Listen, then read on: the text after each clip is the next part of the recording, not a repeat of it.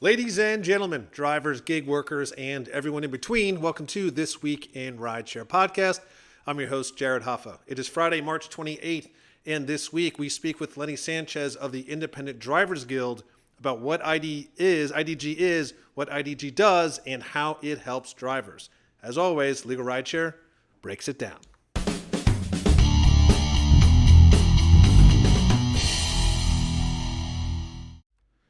And from IDG is Lenny Sanchez. Lenny, happy Friday.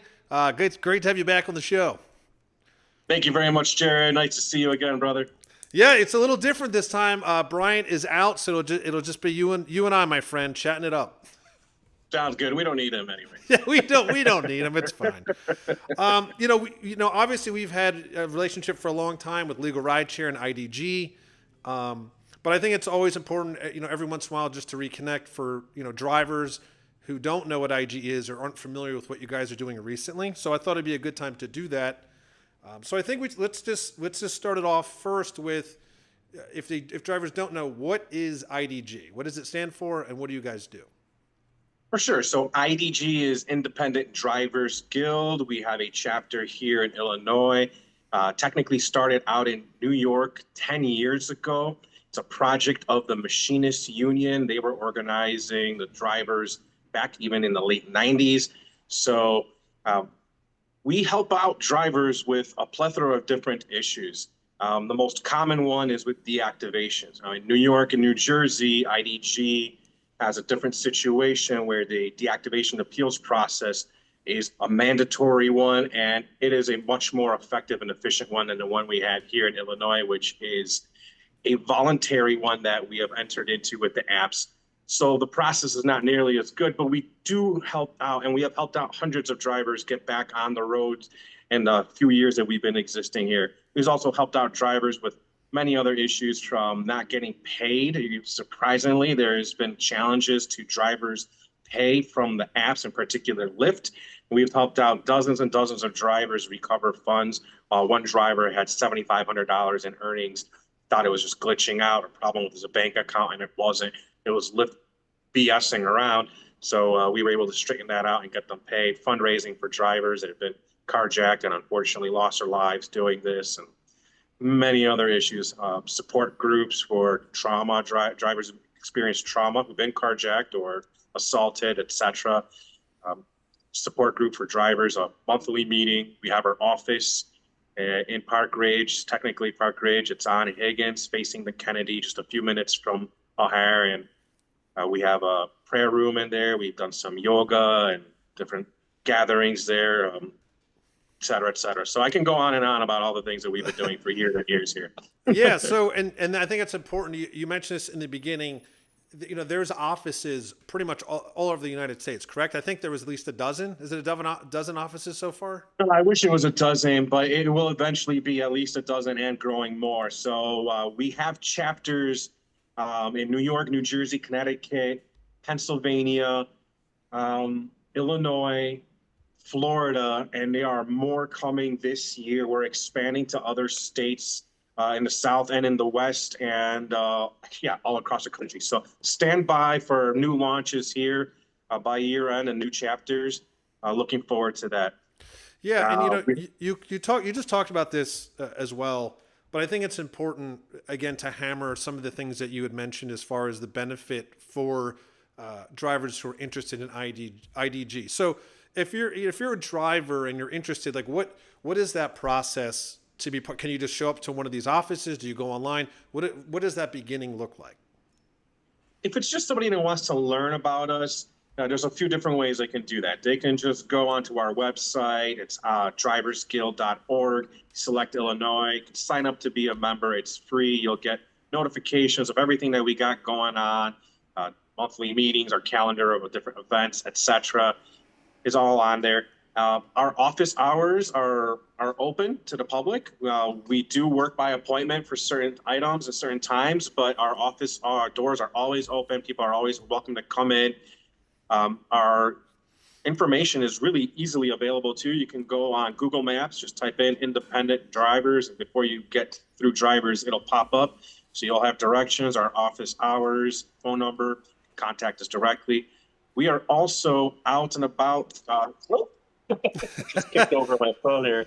We're also Lose your phone. out and about all throughout Chicago, connecting with drivers in person. So you guys will catch us at the O'Hare waiting lot there. We're there multiple times per week. We're also out in front of the Uber hub a couple of times a week as well, and the ghost kitchens, cloud kitchens, et cetera, et cetera. Yeah, and I think it's important to note too that maybe I'll toss this more of a question for you that you could answer, but a lot of drivers have a lot of frustrations, and I think a lot of drivers assume that they can do it on their own, or they're gonna get a lawyer, they're gonna protest. I think there's a reason IDG exists, and firsthand. But why should drivers not do that and work collectively with you guys? Yeah, so IDG, we are driver powered, we are driver led, and the truth is, I'm pretty freaking radical for those guys that know me. And I could go to whatever it is over at the Uber hub or at the Uber headquarters, and nothing's going to change. It's not going to change with not one of us, two of us, three of us trying to do this. It is a collective that is required to show the strength in numbers that are demanding these changes. That happened in Massachusetts, that happened in New York. It's going to happen here as well too, brother.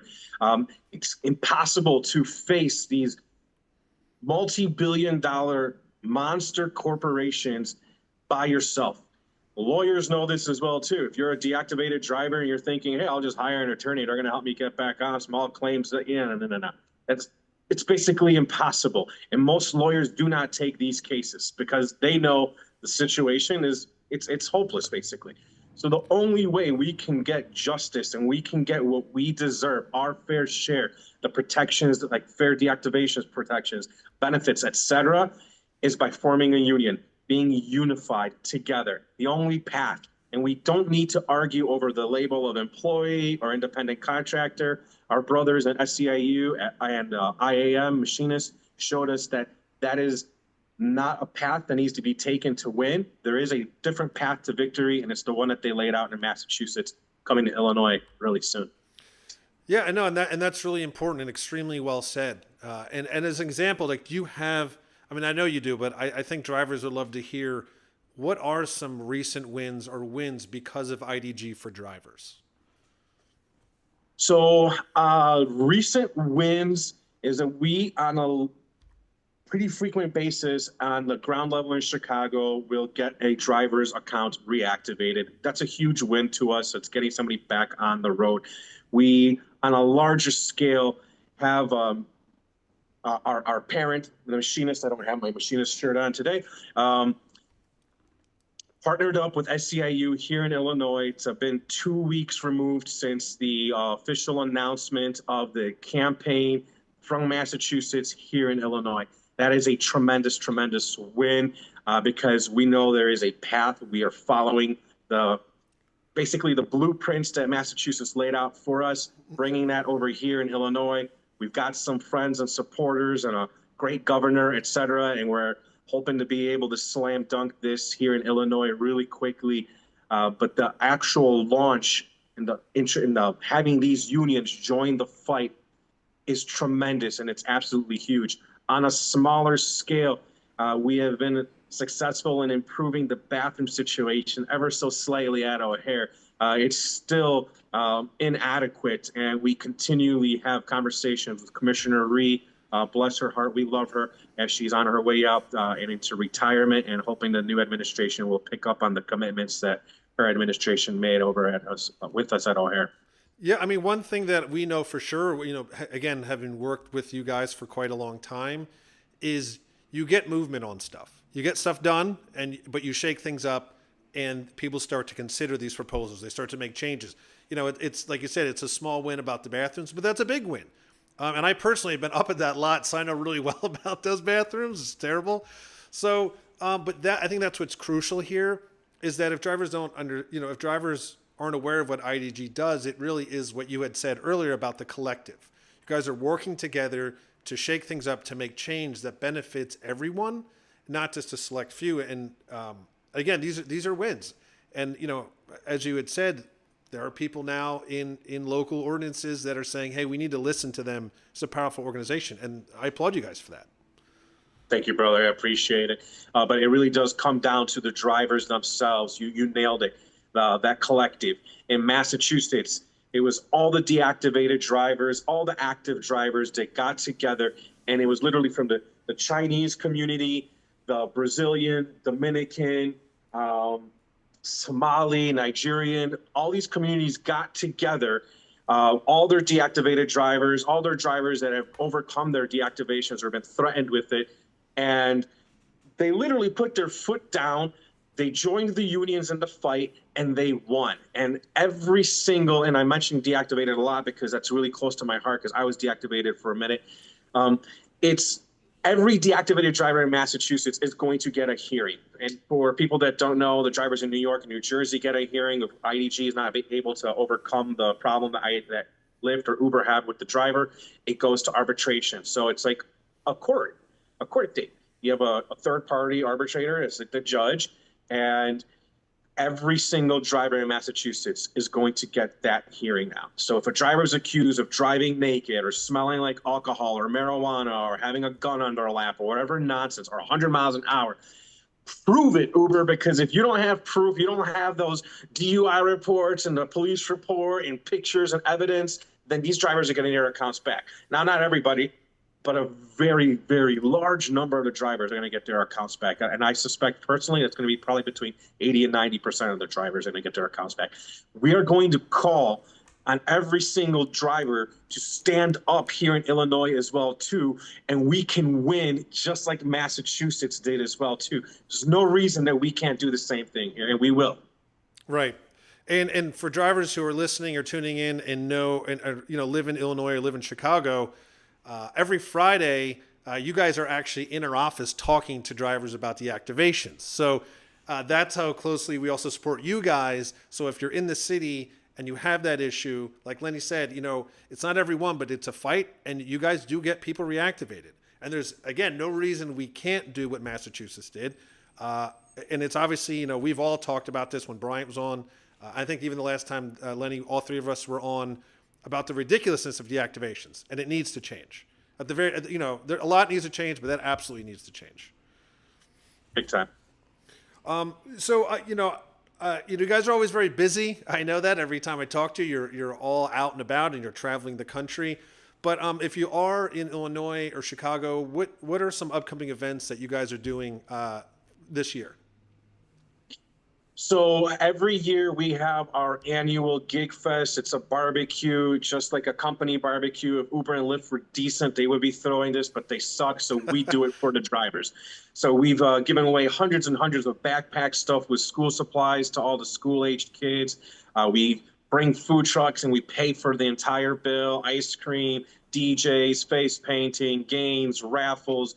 You guys come out and give away a bunch of stuff, as do a bunch of other vendors and our machinist brothers. So every year it gets bigger and bigger and bigger. It was about like 150, 200 people the first year, 300 something the second year. Last year we were at 500 attendees.